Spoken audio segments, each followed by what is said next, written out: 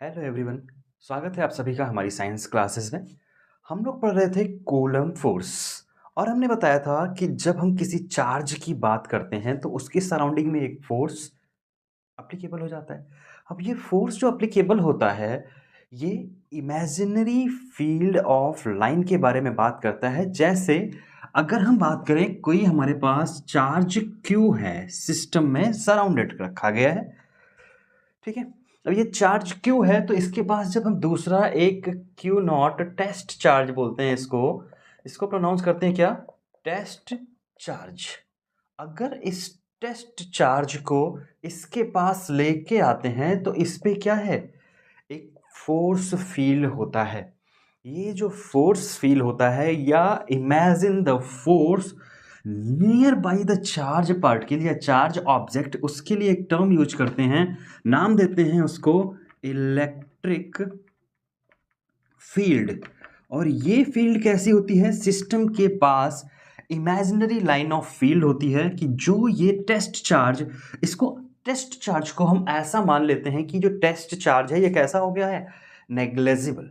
Negligible मतलब इसकी वजह से इस पर कोई फोर्स नहीं लग रहा होगा, क्योंकि इसको सिर्फ फिक्शनरी माना है, ये इमेजिनरी है कि इस क्यू चार्ज को लेके गए तो सिर्फ इसी क्यू पे जो फोर्स लग रहा है वही हम मेजर कर रहे हैं, उसी को देख रहे हैं। तो क्यू नॉट टेस्ट चार्ज पे जो फोर्स लग रहा है वो किसके बराबर हो जाता है, ई यानी कि इलेक्ट्रिक फील्ड इंटेंसिटी के, इलेक्ट्रिक फील्ड इंटेंसिटी हो जाती है एफ अपॉन क्यू नॉट, यानी कि the force applied per unit test charge is electric field intensity. यहां पे क्यू नॉट क्या होता है, एक फिक्सियस टेस्ट चार्ज होता है। क्यू ऐसा चार्ज ऑब्जेक्ट जिसकी वजह से इस पे एक फोर्स एप्लीकेबल हो रहा है। अब यहां पे टर्म आता है इलेक्ट्रिक फील्ड। इलेक्ट्रिक फील्ड क्या होती है, एक इमेजिनरी एरिया होता है। जैसे हम बात करते हैं मैग्नेट की, चुंबक है ना, तो चुंबक के पास हम कोई चीज नहीं लेके जाते हैं, फिर भी चुंबक क्या कर लेता है, उसको अट्रैक्ट कर लेता है। यहां पे तो अट्रैक्शन और रिपल्सन दोनों देखने को मिलते हैं। तो यहां पे जो हम बात करते हैं इलेक्ट्रिक फील्ड लाइन की, ये एक इमेजिनरी सराउंडेड फील्ड होता है जो सिस्टम के या चार्ज पार्टिकल के चारों तरफ वर्क करता है, जिसकी वजह से जो टेस्ट चार्ज पार्टिकल है ये क्या है, एक फोर्स फील करता है। फोर्स जो फील हो रहा है किसकी वजह से, इस चार्ज के इमेजिनरी पाथवे की वजह से। ये इमेजिनरी पाथवे अलग अलग स्ट्रक्चर, अलग अलग शेप में, अलग अलग जगहों पे देखने को मिलता है। यहाँ पे जब बात करें इलेक्ट्रिक फील्ड इंटेंसिटी की, तो दो चार्ज पार्टिकल हैं, इनके बीच में जो फोर्स लगेगा वो क्या हो जाएगा, 1/4 pi epsilon naught q naught upon r square, coulomb force, याद है। अगर हम यहाँ पे फोर्स की वैल्यू पुट करें तो यहाँ पे इसको लिख सकते हैं 1/4 pi epsilon naught q naught upon r square into q naught. Q naught और क्यू नॉट यहाँ पे कैंसिल हो जाएगा। यहाँ पे जो इलेक्ट्रिक फील्ड होगी ये टेस्ट चार्ज को काउंटेबल नहीं मानती है, ये सीधे सीधे क्या करेगी, 1/4 pi epsilon naught q upon r square. अगर इसको वेक्टर फॉर्म में रिप्रेजेंट करना है तो हम यहाँ पे लिख सकते हैं A equals to 1/4 pi epsilon naught q upon r square unit vector R। इस तरह से हम इसको वेक्टर फॉर्म में भी नोटेट कर सकते हैं और यहाँ से हम इस फॉर्म में इसको डायरेक्टली फॉर्मूले के पैटर्न पे लिख सकते हैं। यहाँ पे दोनों में डिफरेंस देखने को मिले, Q1 और Q2 चार्ज के मल्टीपल्स होते हैं। यहाँ पे इलेक्ट्रिक फील्ड डायरेक्टली डिपेंड करती है किस पे, Q पे, ठीक है। अगर यहाँ से हम इसकी यूनिट की बात करें तो यूनिट क्या हो जाएगी, यूनिट हो जाएगी, फोर्स की यूनिट क्या होती है, न्यूटन, और Q की वैल्यू कूलम, तो क्या हो जाएगा, न्यूटन पर कूलम। इलेक्ट्रिक फील्ड की जो यूनिट होती है वो क्या हो जाती है, न्यूटन पर कूलम। और अगर हम बात करें इसके डायमेंशनल फार्मूले की, तो डायमेंशनल फार्मूले में इसको मेंशन कर सकते हैं न्यूटन, यानी कि फोर्स का डायमेंशनल फार्मूला mL/T-2, और पर कूलम मतलब अपॉन कूलम का A और T। अब यहाँ से A ऊपर जाएगा तो माइनस और T भी ऊपर जाएगा तो माइनस, इसका हम फार्मूला लिखना चाहें mL/T-3 A-1, ये इसका क्या हो जाता है, डायमेंशनल फार्मूला हो जाता है किसका? Electric field. यहाँ पे अगर हम बात करें डाइलेक्ट्रिक स्लैब के पैटर्न पे, तो यहाँ से देख सकते हैं हम इलेक्ट्रिक फील्ड इनवर्सली रिलेट करती है किसके? एप्सिलॉन नॉट के। अगर यही मीडियम हो और यहाँ पे कोई डाइलेक्ट्रिक स्लैब डाल दिया जाए, यानी कि ई के की वैल्यू निकाली जाए किसी मीडियम में, यानी कि परमिटिविटी ऑफ अ मीडियम, तो जैसे जैसे के की वैल्यू बढ़ाएंगे, चूंकि ये इनवर्स रिलेट करता है, इसलिए इलेक्ट्रिक फील्ड की वैल्यू क्या होगी? इंटेंसिटी डिक्रीज करेगी। एक चीज और यहाँ पे ध्यान रखना, जब भी हम बात करते हैं किसी इलेक्ट्रिक फील्ड की, तो जो टेस्ट चार्ज पार्टिकल है वो या तो मोशन में हो या रुका हुआ हो, यानी कि दोनों कंडीशन है, मोशन और रेस्ट। दोनों केस में ये एक फोर्स फील करेगा, इलेक्ट्रिक फील्ड फील करेगा इस चार्ज की वजह से। अगर रुका हुआ होगा तब भी, अगर मोशन कर रहा होगा तब भी, दोनों कंडीशन पे इस पे इलेक्ट्रिक फील्ड अप्लीकेबल हो रही होगी। अब हम बात करते हैं इलेक्ट्रिक फील्ड की। तो इलेक्ट्रिक फील्ड अकेले एक क्यू चार्ज की वजह से अभी तक हमने पढ़ा। अब हम बात कर लेते हैं सिस्टम ऑफ चार्जेस की, कि चार्जेस कई रीजन्स में अलग अलग लोकेटेड हैं और उनकी वजह से उस पूरे पूरे सिस्टम पे क्या इलेक्ट्रिक फील्ड लग रही है या किस तरह का चार्ज डिस्ट्रीब्यूशन है। तो अगर हम चार्ज डिस्ट्रीब्यूशन की बात करें, तो चार्ज डिस्ट्रीब्यूशन हम बेसिकली 3 टाइप्स के पढ़ने वाले हैं। सबसे पहले अगर हम बात करें, तो सबसे पहले हम पढ़ रहे हैं क्या?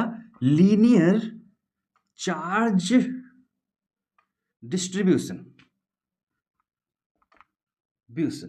मतलब चार्ज कैसे एक लाइन वाइज डिस्ट्रीब्यूटेड है। इस पे जो चार्ज फैले होते हैं, जैसे एक पर्टिकुलर वायर है, लाइन ऑफ वायर, और इस पे क्या है? Q Q Q, multiple charges क्या है? बिछे हुए हैं, ठीक है ना। तो ये हमारे क्या है? Linear charge distribution. Linear charge distribution पे जितने एक पर्टिकुलर लेंथ पे जितने चार्ज प्रेजेंट होते हैं, उसके लिए एक टर्म यूज करते हैं हम, लीनियर चार्ज डेंसिटी। क्या यूज करते हैं हम? Linear charge density. Linear charge density की अगर हम बात करें तो इसको लिखते हैं हम लैम्डा से। और जब हम बात करेंगे लैम्डा की, तो what is the linear charge density, तो हम एक्सप्लेन कर सकते हैं linear charge density is the charge distribution per unit length. यानी कि एक पर्टिकुलर यूनिट लेंथ पे जितने चार्ज प्रेजेंट हो गए उसको हम बोलते हैं क्या? Lambda equals to q by l. तो ये क्या हो जाता है? Coulomb per metre. Linear charge density की यूनिट क्या हो जाती है?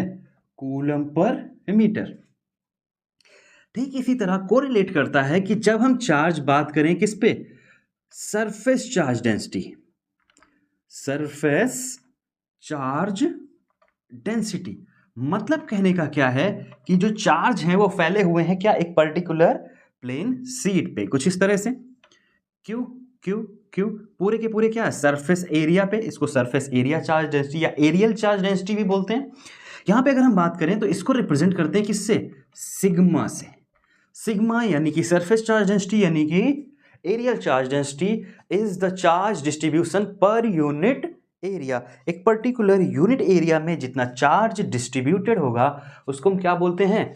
Surface charge density. मतलब अगर हम सिग्मा की बात करें तो सिग्मा क्या हो जाएगा? क्यू अपॉन ए एरिया। यहां पे कहीं कहीं पे हमें एरिया डेल्टा एस के टर्म्स में देखने को मिलेगा, तो कंफ्यूज मत होना अगर कहीं पे ds लिखा हो, यानी कि डेल्टा एस लिखा हो, तो वो भी क्या रिप्रेजेंट कर रहा है? एरिया को रिप्रेजेंट करता है। तो यहां से अगर हम यूनिट की बात करें तो क्या हो जाएगा? Coulomb per metre square. Area के बाद अगर हम बात करें तो हमारे पास एक और चार्ज डेंसिटी देखने को मिलेगी, जिसको बोलते हैं हम क्या? Volume charge density. Volume charge density का क्या मतलब है? अब जैसे लीनियर चार्ज डेंसिटी का मतलब था कि लेंथ वाइज जितने चार्ज फैले हुए हैं, सरफेस चार्ज डेंसिटी का मतलब था पूरे सरफेस एरिया पे जो फैला हुआ है। उसी तरह वॉल्यूम चार्ज डेंसिटी का बात करेंगे तो वॉल्यूम चार्ज डेंसिटी मतलब एक पर्टिकुलर शेप में जो टोटल वॉल्यूम है उसमें जितने चार्जेस प्रेजेंट होंगे, यानी कि charge present in a given unit volume is termed as volume charge density. इसको रो से रिप्रेजेंट करते हैं। रो इक्वल हो जाता है किसके? Q upon volume. यानी कि इसके यूनिट की बात करें तो क्या हो जाता है? Coulomb per metre cube. एक पर्टिकुलर वॉल्यूम में जितने चार्ज प्रेजेंट होंगे उनको क्या बोलेंगे हम? Linear charge density. अब यहाँ पे जो चार्ज का डिस्ट्रीब्यूशन होगा वो लीनियरली भी हो सकता है, एरियरली भी हो सकता है, यानी कि सरफेस चार्ज डेंसिटी के पैटर्न पे फॉलो कर सकता है, या वॉल्यूम के हिसाब से भी डिस्ट्रीब्यूशन हो सकता है। अब थोड़ा सा बात कर लेते हैं सुपरपोजिशन ऑफ इलेक्ट्रिक फील्ड। जैसे हमने पढ़ा था कूलम फोर्स में मल्टीपल चार्जेस की वजह से टोटल इलेक्ट्रिक फोर्स हमने कैलकुलेट किया था उसके बारे में, ठीक उसी तरह से हम यहाँ पे बात करने वाले हैं इलेक्ट्रिक फील्ड की। इलेक्ट्रिक फील्ड यानी कि ई, जब हम मल्टीपल चार्जेस की बात करेंगे Q1, Q2, Q3, Q4 और Q0, अब इस पे इसकी वजह से, इसकी वजह से, इसकी वजह से और इसकी वजह से अलग अलग टाइप ऑफ फोर्स फील्ड होगा। सुपरपोजिशन है चार्जेस की, यानी कि मल्टीपल चार्जेस हैं, इसकी वजह से जो इलेक्ट्रिक फील्ड इंटेंसिटी होगी वो क्या हो जाएगी, ई समेशन हो जाएगा इंटीजर पैटर्न पे, यानी कि 0 से लेके n नंबर तक जितने भी चार्ज प्रेजेंट होंगे वो क्या हो जाएगी, इसकी इलेक्ट्रिक फील्ड इंटेंसिटी हो जाएगी। कैसे देखते हैं, E1 plus E2 plus E3 plus E4 as so on, En number तक देखने को मिलेगा। जितने भी चार्जेस होंगे उसके हिसाब से यहाँ पे हर एक चार्ज की वजह से इलेक्ट्रिक फील्ड, जैसे हम यहाँ पे बात करेंगे 1/4 pi epsilon naught Q upon R1 square plus 1/4 pi epsilon naught Q2 upon R2 square plus as so on यहाँ पे 1/4 pi epsilon naught Qn upon Rn का स्क्वायर। तो इस तरह से हम देखने को पाएंगे कि क्या सुपरपोजिशन ऑफ चार्जेस की वजह से जो अलग अलग different kind of electric field थी उसको हम एक साथ इकट्ठा करके प्राप्त कर सकते हैं, ठीक है ना। तो अब यहाँ पे हम बात करते हैं थोड़ा सा इनके जो इलेक्ट्रिक फील्ड इंटेंसिटी है एक यूनिफॉर्मली चार्ज डिस्ट्रीब्यूटेड रिंग के पैटर्न। ये आपकी एक रिंग है, रिंग पे कहा गया है यहाँ पे जो चार्ज डिस्ट्रीब्यूटेड हैं ये क्या है, यूनिफॉर्मली, मतलब हर एक यूनिट लेंथ पे बराबर से चार्ज बिखरा हुआ है। यूनिफॉर्मली चार्ज डिस्ट्रीब्यूशन का यही मतलब होता है कि चार्जेज हर जगह क्या है, इक्वल है। अगर हम यहां से मान लें इसका रेडियस कितना है, कैपिटल आर, ये अंडे जैसा दिख रहा है, ये रिंग है, थोड़ा सा टेढ़ी बनाई है। अगर हम बात करें इसके सेंटर पे तो होता क्या है, चूंकि रिंग क्या होती है, सिमेट्रिकली क्या होती है, left hand side right hand side, कितने भी हाफ में हम रेडियल सिमेट्री होती है, कितने भी पार्ट्स में इसको हम काटें हमेशा क्या होती है, इक्वल होती है। इस वजह से जब भी हम कभी इसको डिवाइड करेंगे, जैसे अगर हम यहाँ से एक सेगमेंट ड्रॉन करें इसको और हम यहाँ से इस सेगमेंट को बांट दें, यानी कि इसको अगर हम CD मान लें और इसको AB मान लें, तो AB सेगमेंट की वजह से अगर हम बात करें सेंटर पे तो electric field intensity at centre क्या, E एट सेंटर जो होगी वो क्या हो जाएगी, 0 हो जाएगी, हमेशा 0 हो जाएगी। क्यों 0 हो जाएगी, क्योंकि इस पॉजिटिव सेगमेंट की वजह से इधर की तरफ और इस पॉजिटिव सेगमेंट की वजह से इधर की तरफ, और दोनों जब हो जाएंगे अपोजिट डायरेक्शन में,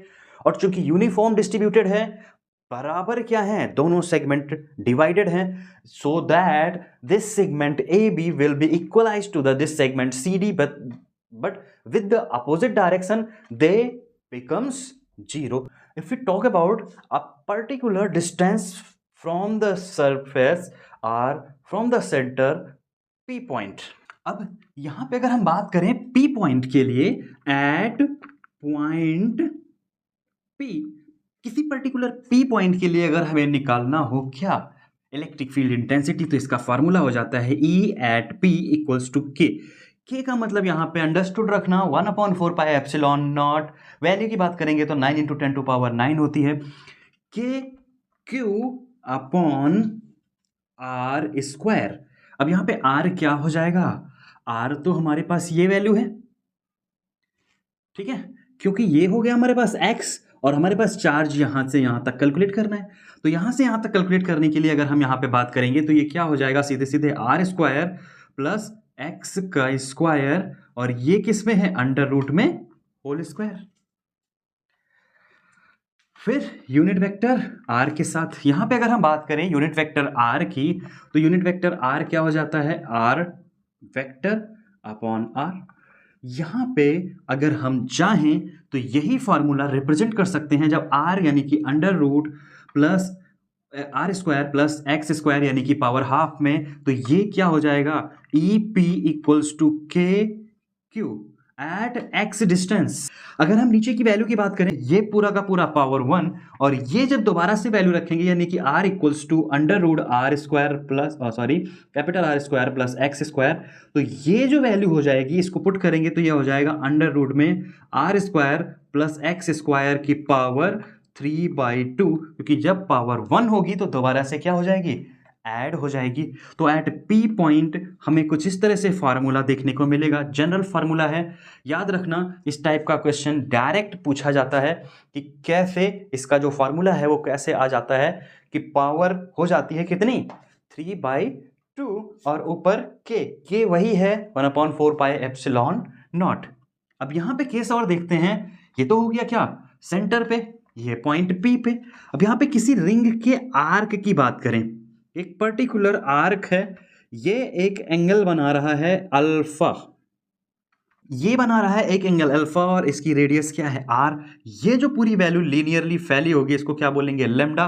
वो कितने हो जाएंगे, आर इंटू अल्फा। इतनी लेंथ कितनी हो जाएगी, आर अल्फा के बराबर हो जाएगी ना ये लेंथ, जहां पे क्या था, चार्ज का डिस्ट्रीब्यूशन था। यहां पे अगर हम बात करें इलेक्ट्रिक फील्ड इंटेंसिटी की, तो ये क्या हो जाती है, 2k यहां पे कांस्टेंट रहेगा, साथ में lambda sine alpha by 2/r। ये सीधे सीधे एक पर्टिकुलर आर्क के लिए जब भी कभी निकालना होगा हमें क्या, इलेक्ट्रिक फील्ड इंटेंसिटी, तो हम कुछ इस तरह से निकाल सकते हैं। इसके अलावा अगर हम बात करें फॉर सेमी सर्कल, यानी कि हम बात कर रहे हैं एक आधे सर्कल की, आधा सर्किल होगा तो ये पूरा का पूरा जो हमारा लेंथ होगा, ये लेंथ यानी कि L कितना हो जाएगा, पाई r। अगर रेडियस इसकी क्या है, कैपिटल R। अगर हमें पॉइंट O पे कैलकुलेट करना है, हमारे पास सीधे सीधे फार्मूला हो जाएगा क्या, E at O equals to 2k lambda upon में हमारे पास क्या था, कैपिटल R। अब यहाँ पे अगर हम वैल्यू रखें लेम्डा की, तो लेम्डा कितना हो जाएगा, Q इंटू पाई R। अगर ये वैल्यू यहाँ पे पुट करें, और ये हमारे पास क्या है, 2 into 1/4 pi epsilon not, lambda हमारे पास कितना है, Q into pi R upon में हमारे पास वैल्यू क्या थी, R से R कैंसिल हो जाएगा, 2 से 2 कैंसिल हो जाएगा, पाई से पाई कैंसिल हो जाएगा। यहाँ पे जो हमारे पास फार्मूला बन के आएगा, E naught for the semicircle, electric field at O will be equals to Q upon 2 epsilon naught. ये हमें देखने को मिलेगा in the case of semicircle. ये लास्ट के जो इलेक्ट्रिक फील्ड इंटेंसिटी हमने पढ़ी है यूनिफॉर्मली चार्ज डिस्ट्रीब्यूशन की, इसको प्रॉपरली देख लेना। एट सेंटर याद रखना, जरूर से जरूर पूछा जाता है, एट पॉइंट पी ज़्यादा इंपॉर्टेंट है। आर्क और सेमी सर्कल बहुत ज़्यादा इंपॉर्टेंसी प्ले नहीं करते हैं, बट फिर भी इनको प्रिपेयर करके रखना। उम्मीद है इतना पोर्शन समझ में आया होगा। अगले पार्ट में मिलते हैं हम इलेक्ट्रिक फील्ड इंटेंसिटी की, थोड़ा सा ज़्यादा इंटरेस्टिंग टॉपिक है। इससे रिलेटेड कुछ क्वेश्चंस अपनी बुक में सॉल्व करने की कोशिश कीजिएगा। अगर हो जाते हैं अच्छी बात है, नहीं होंगे तो बेझिझक आप इंस्टाग्राम आईडी का डिस्क्रिप्शन बॉक्स में लिंक दिया गया है, आप वहाँ से डायरेक्ट क्वेश्चन पूछ सकते हैं। इसके भी क्वेश्चन आंसर हम आपको अगले पार्ट्स में उपलब्ध कराते रहेंगे।